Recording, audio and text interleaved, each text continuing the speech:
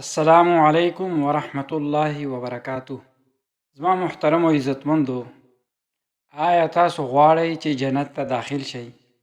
آیا تاسو هم د هغه اعمالو په تلاش کې یئ چې الله تعالی پې بنده جنت ته رسوي؟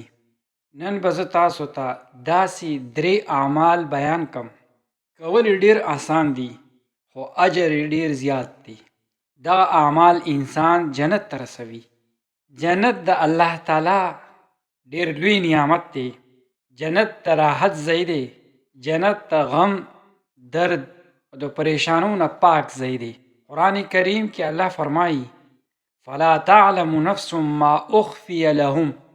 هیڅ یو انسان نه پیږي چې د جنت څومره نعمتونه ورته تیار شوي دي. خو جنت ارزان نه دی. جنت د عمل په بدله کې دی. خو الله جل جلاله ځینې داسې اعمال ښودلي دي چې ډېر آسان دي. ګرانو محترمو، اولنی عمل د اودس نه وروسته دعا ده. ګرانو محترمو، موږ هر ورځ اودس کوو، خو د بده مرغه ډېر خلک د اودس نه وروسته دعا نه وایي. نبی کریم صلی الله علیه وسلم فرمایلی دي څوک چې اودس وکړي او بیا دا دعا ووایي د جنت 8 واړه دروازې ورته کلاو شي.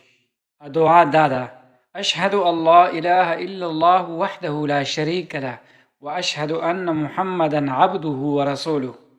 یو ملت پې لګي خو بدلی جنت دی. سوچ وکړئ، ته اودس کوي او دعا وی او جنت 8 دروازې درته کلاویږي. نو ولې دا دعا موږ پرېږدو؟ دویم عمل دی ښځې د خپل خاوند اطاعت کول. یعنی ښځه د خپل خاوند اطاعت وکړي. اسلام ښځې ته عزت ورکړی دی. اسلام ښځې ته د جنت مستحقه ګرځولې ده. نبی علیه صلات وسلام فرمایلی دي که ښځه مونځ وکړي، روژه ونیسي او ځان یعنی عفت وساتي او د خپل خاوند اطاعت وکړي، جنت ته به داخله شي. دلته اطاعت څه معنی لري؟ د الله تعالی نافرماني پکې نه وي. احترام، وفاداري، د کور ساتنه، د اطاعت کور ته سکون راوړي، اولاد صالح جوړوي، ښځه د جنت حقداره ګرځي. اسلام ښځې ته د جنت دروازه د کور نه کلاو کړې ده. دریم نمبر عمل دی د اولاد په وفات کېدو باندې صبر کول.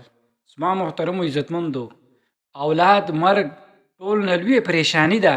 خو نبی علیه صلات وسلام فرمایلی هغه مسلمان چې 3 اولاد وفات شي او دې صبر وکړي نو جنت ته به داخل شي. صحابه تپوس وکړو که 2؟ نبی علیه صلات وسلام وفرمایل 2 صبر څه شی دی؟ شکایت نه کول، د الله فیصلې باندې رضا، او انا لله و انا الیه راجعون. دا ماشومان به د قیامت په ورځ لاسونه ونیسي، مور او پلار به جنت ته داخل کړي. څومره لوی رحمت دی. ما محترمو عزتمندو، الله تعالی ظالم نه دی، خو ازمایښونه ډېر لوی اجر لري. که ته اودس نه وروسته دعا ووایي او که ته خپل کور د سنتو مطابق چلوي، که ته په مصیبت کې صبر کوي، نو الله به تا یوازې نه پرېږدي، جنت په درته نصیب شي انشاءالله. راځئ نن دا نیت وکړو، اودس نه وروسته دعا به نه پرېږدو، خپل کور به د سنتو مطابق جوړو، په هر حال کې به صبر اختیارو.